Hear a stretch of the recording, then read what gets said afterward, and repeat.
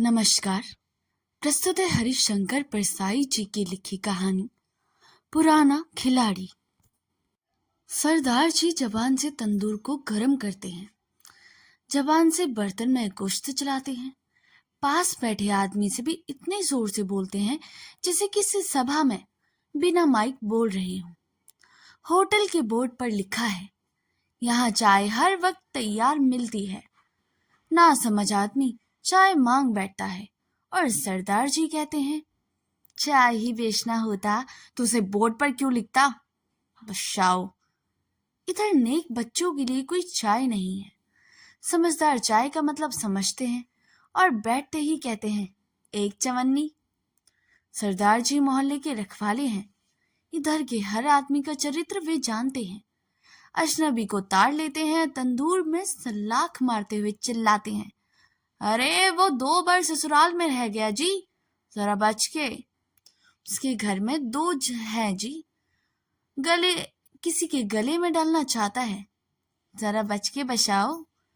2 जचकी उसके हो चुके हैं, तीसरे के बाप के नाम की तलाश जारी है, जरा बच के। उसकी खादी पर मत जाना जी, गांधी के फुटकर को बेचता है, जरा बच के। उस आदमी को मेरे साथ 2-3 बार देखकर सरदार जी ने आगाह किया, वह पुराना खिलाड़ी है, जरा बच के। जिसे पुराना खिलाड़ी कहा था वह 30 से 40 के बीच का सीधा आदमी लगता है, हमेशा परेशान, हमेशा तनाव में। कई आधुनिक कवि उसे तनाव उधार मांगने आते हैं, उसमें बचने लायक कोई बात नहीं है। एक दिन वह अचानक आ गया, पहले से बिना बताए, बिना घंटी बजाए, बिना पुकारे। वह दरवाजा खोलकर घुसा और कुर्सी पर बैठ गया। बदतमीजी पर मुझे गुस्सा आ गया था। बाद में समझ गया कि इसने बदतमीजी का अधिकार इसलिए हासिल कर लिया है कि वह किसी अपने काम से मेरे पास नहीं आता, देश के काम से आता है। जो देश का काम करता है उसे थोड़ा बदतमीजी का हक है। देश सेवा थोड़ी बदतमीजी के बिना शोभा नहीं देती। थोड़ी बेवकूफी मिली हो तो और चमक आ जाती है। वह उत्तेजित था। उसने अपना बस्ता टेबल पर पटका और सीधे मेरी तरफ घूर कर बोला, तुम कहते हो कि बिना विदेशी मदद की योजना चलाओगे, मगर पैसा कहां से लाओगे? है तुम्हारे पास देश में ही साधन जुटाने की कोई योजना? वह जवाब के लिए मुझे घूर रहा था और मैं इस हमले से उखड़ गया था। योजना की बात मैंने नहीं, अर्थ मंत्री ने कही थी। वह अर्थ मंत्री से नाराज था। डांट मुझे पड़ रही थी। उत्तेजना में उसने 3 कुर्सियां बदली, बस्ते से पुलिंदा निकाला और बोला, शोभा, जीभ उठाकर तालू से लगा देते हो। लो, आंतरिक साधना जुटाने की है स्कीम। घंटा भर अपनी योजना समझता रहा। कुछ हल्का हुआ, पुलिंदा बस्ते में रखा और चला गया।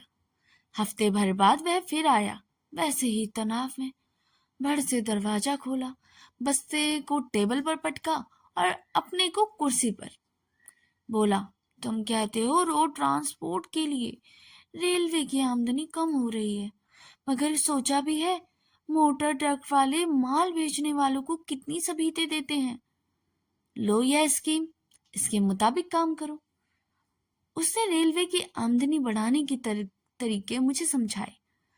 वह जब तब आया, मुझे किसी विभाग का मंत्री समझकर डांटता और फिर अपनी योजना समझाता। उसने मुझे शिक्षा मंत्री, कृषि मंत्री, विदेश मंत्री सब बनाया। मुझे लगता था वह सब ठीक कर सकता है, लेकिन विवश है, सत्ता उसके हाथ में ही नहीं है। उससे जो बनता है वह करता है, योजना और सुझाव भेजता रहता है। देश के लिए इतना दुखी आदमी मैंने दूसरा नहीं देखा। सड़क पर चलता तो दूर से दुखी दिखता, पास पहुंचते ही कहता, रिजर्व बैंक के गवर्नर का बयान पड़ा, सारी इकोनॉमी को नष्ट कर रहे हैं ये लोग। आखिर यह क्या हो रहा है? जरा प्रधानमंत्री से कहो ना। सरदार जी ने फिर आगाह किया, बहुत चिपकने लगा है, पुराना खिलाड़ी है, जरा बच के। मैंने कहा, मालूम होता है, उसका दिमाग खराब है। सरदार जी हंसने लगे। बोले, दिमाग? अजी, दिमाग तो हमारा खराब है। जो दिन भर काम करते हैं, खा वह तब खाते हैं। वह 10 सालों से बिना किसी किए मजे में दिल्ली में रह रहा है। दिमाग को उसका आला दर्जे का है। मैंने कहा, वह तो दुखी है, रात दिनों से देश की चिंता सताई रहती है। सरदार जी ने कहा, अजब मुल्क है ये, भगवान ने इसे सट्टा खेलते खेलते बनाया होगा। इधर मुल्क की फिक्र में ये रोटी निकलती है। फिर मैं आपसे पूछता हूँ, पिद्दी का कितना शरोबा बनता है? बताइए ना, कुछ अंदाजा तो दीजिए। मुल्क की फिक्र करते करते गांधी और नेहरू भी चले गए। अब यह पिद्दी क्या सुधार लेगा? इस मुल्क को भगवान ने खास तौर से बनाया है। भगवान की बनाई हुई चीज में इंसान सुधार क्यों करेगा? मुल्क सुधरेगा तो भगवान के हाथ से ही सुधरेगा, मगर इंसान से जरा बच के। पुराना खिलाड़ी जो है। मैंने कहा, पुराना खिलाड़ी होता तो ऐसी हालत में रहता। अब सरदार जी ने कहा, उसका सबब है, वह छोटे खेल खेलता है, छोटे दाव लगाता है। मैंने उसे समझाया कि 2 बड़े दाव लगा और माल समेटकर चैन की बंसी बजा, मगर उसकी हिम्मत ही नहीं पड़ी। सरदार जी मुझे उसे बचने के लिए बार बार आगाह करते, पर खुद उसे भी कभी नाश्ता करा देते, कभी रोटियां दे देते तो कभी रुपए देते। मैंने पूछा, सरदार जी ने कहा था, आखिर इंसान है, फिर उसके साथ उसकी बीवी भी है, उसका एक कमाल कर दिखाया है जो दुनिया में किसी से ना हुआ। उसकी बीवी को यह मनवा लिया कि वह देश की किस्मत पलटने के लिए पैदा हुआ है। वह कोई मामूली काम करके जिंदगी बर्बाद नहीं कर सकता। उसका एक मिशन है। बीवी खुद को भगवान से प्रार्थना करती है कि उसके घर वालों का मिशन भी पूरा हो जाए। वह दिन का दिन ज्यादा परेशान होता गया। जब जब वो मुझे मिलता जाता, वह और किसी मंत्रालय की शिकायत करता। अचानक वह गायब हो गया। 8-10 दिन दिखा ही नहीं। तो मैंने सरदार जी से पूछा। उन्होंने कहा, मुझे डिस्टर्ब मत करो जी, बड़े काम में लगा हूं। मैंने पूछा, कौन काम? सरदार जी ने कहा, उसकी तफसील में मत जाओ। बम बना रहा है, इनकलाबी काम कर रहा है। एक दिन वह सरकार के सिम पर बम पटकने वाला है। मैंने कहा, सच में वह बम बना रहा है? सरदार जी ने कहा, अरे हाँ जी, वह एक नया कॉन्स्टिट्यूशन बना रहा है। उसे सरकार के सिम पर दे मारेगा, दुनिया पलट देगा। बच जाओ। एक दिन वह संविधान लेकर आ गया और दुबला पतला हो गया, मगर चेहरा शांत था। फरिश्ते की तरह बोला, nothing will change under this constitution. संविधान बदलना ही पड़ेगा। इस देश को बुनियादी क्रांति चाहिए, और बुनियादी क्रांति के लिए क्रांतिकारी संविधान चाहिए। मैंने नया संविधान बना लिया है। बस्ते से उसने पुलिंदा निकाला और मुझे संविधान समझाने लगा। यह प्रिंसिपल है, यह फंडामेंटल राइट्स का खंड है। इस संविधान में एक बुनियादी क्रांति की बात है। देखो, मनुष्य ने अपने को राज्य के हाथों क्यों सौंपा था? इसलिए कि राज्य उसका पालन करेगा। राज्य का यह कर्तव्य है, मगर राज्य आदमी से ही काम करवाना चाहता है। यह तो गलत है ना? बिना काम किए आदमी का पालन होना चाहिए।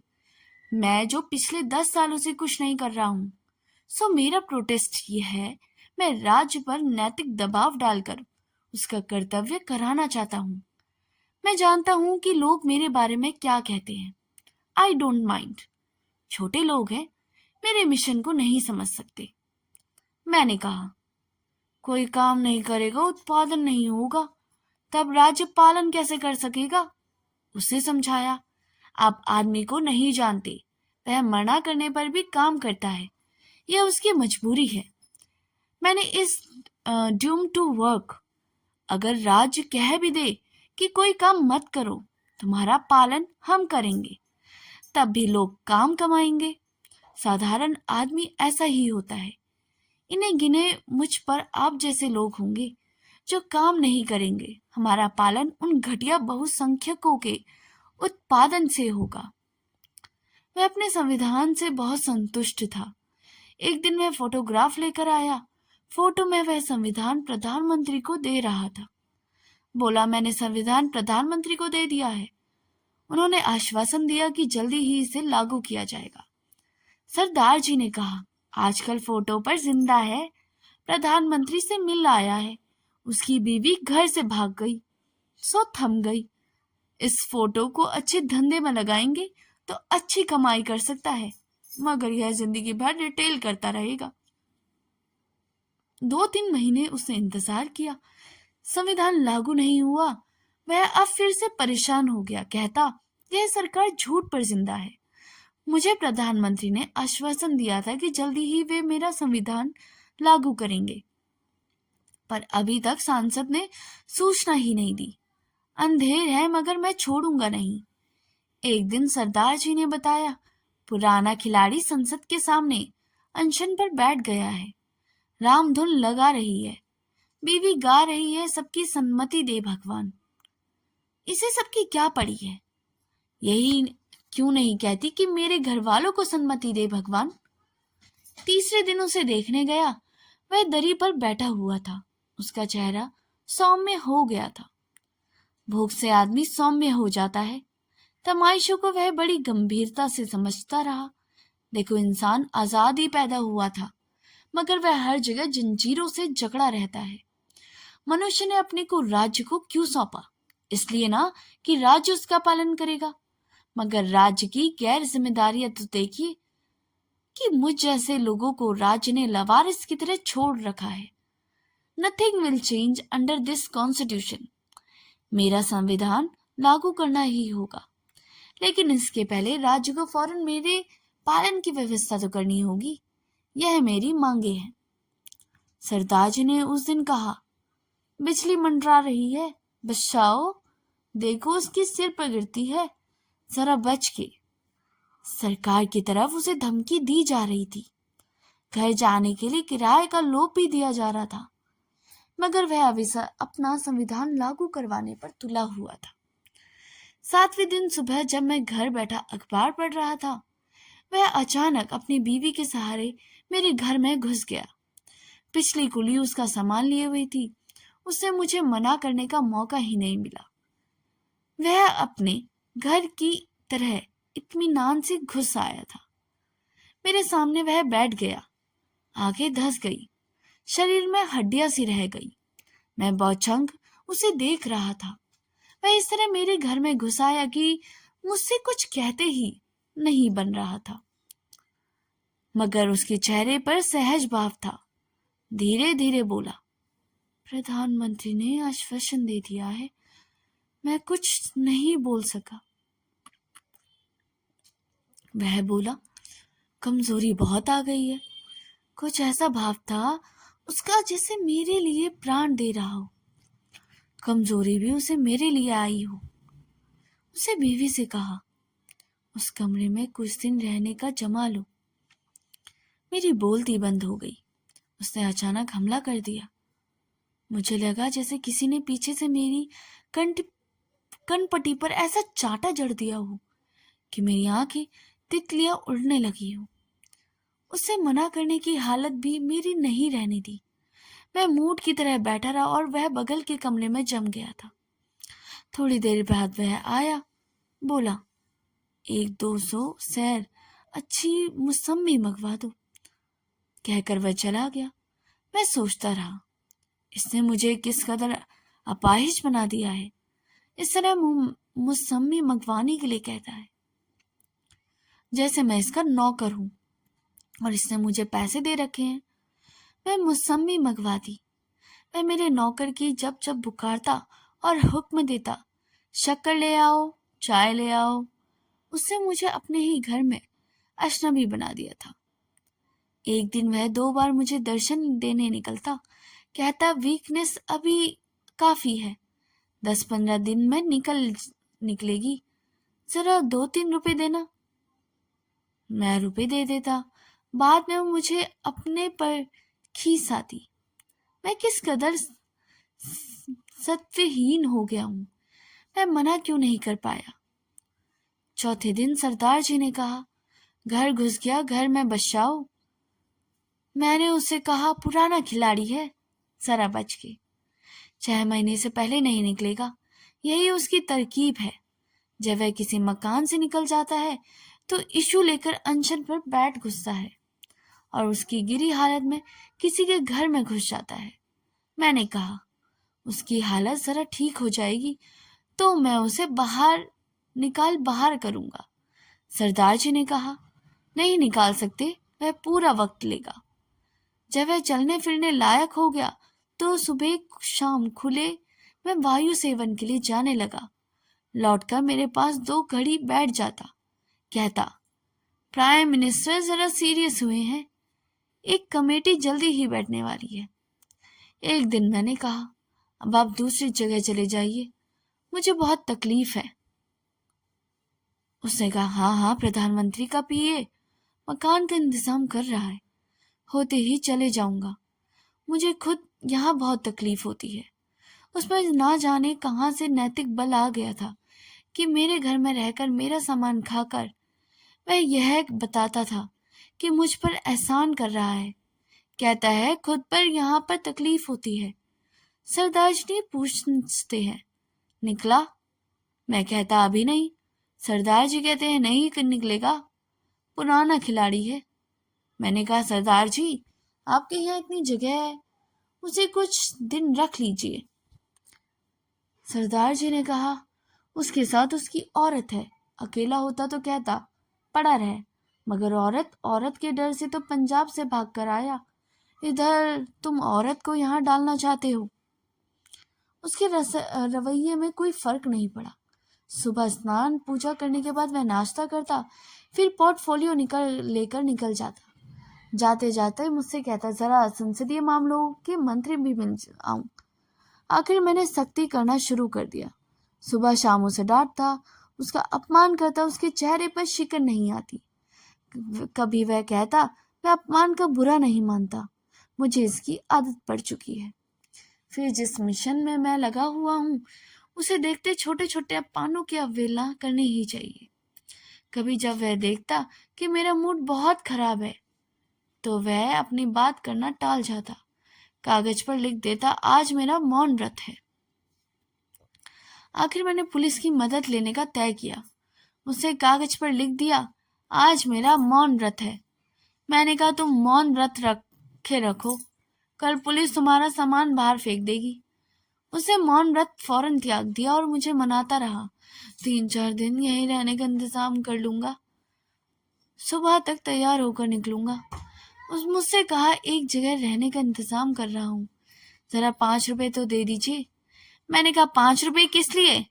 उसने कहा, जगह तय करने जाना है, स्कूटर से जाऊंगा। मैंने कहा, बस क्यों नहीं, मैं नहीं जाते, मैं रुपया नहीं दूंगा। उसने कहा, मैं तो नहीं जानता, यही रहा रहूंगा। मैंने पस्त होकर उसे 5 रुपए दे दिए। शाम को जब वह लौटा और बोला, मैं दूसरी जगह जा रहा हूँ, आपको 1 महीने में ही छोड़ दिया। किसी का घर मैंने 6 महीने से पहले नहीं छोड़ा। एक तरह आपके ऊपर मेरा एहसान ही है, जरा 25 रुपए तो दे दीजिए। मैंने कहा, 25 रुपए किस लिए? वह बोला, कुर्सी को पैसे देने पड़ेंगे, फिर नई जगह जा रहा हूँ, 2 से 4 दिनों के खाने का इंतजाम तो होना ही चाहिए। मैंने कहा, यह मेरी जिम्मेदारी नहीं है, मेरे पास तो रुपये है ही नहीं।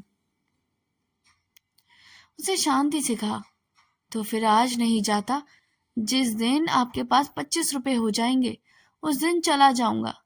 मैंने 25 रुपए को फौरन दे दिया। उसे सामान बाहर निकलवाया, बीवी को बाहर निकाला, फिर मुझसे हाथ मिलाते हुए बोला, कुछ ख्याल मत कीजिए, नो इल वीजी। मैं जिस मिशन पर निकला हूँ उसमें ऐसी स्थितियां आती हैं कि बिल्कुल फील नहीं करता। मैं बाहर निकला तो सरदार जी चिल्लाई, चला गया? मैंने कहा, हाँ हाँ चला गया। वे बोले, कितने में गया? सरदार जी 25 रुपए में। सरदार जी ने कहा, रास्ते में चला गया। 100 रुपए से कम में नहीं आता जाता वह।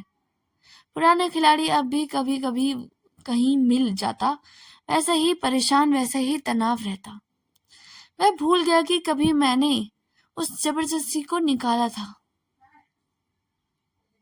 कहता है प्रधानमंत्री की अक्ल पर क्या पड़ा है। कहते हैं कि हम किसी भी स्थिति में रुपये को डिवैल्यू नहीं करते। मैं कहता हूँ डिवैल्यू नहीं करोगे तो दुनिया के बाजार में से निकल दिए जाओगे। जरा प्रधानमंत्री को समझाइए ना। वह चिंता करता हुआ आगे बढ़ जाता है।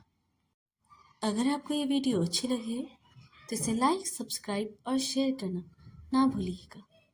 मिलते हैं अगली कहानी में। तब तक के लिए धन्यवाद।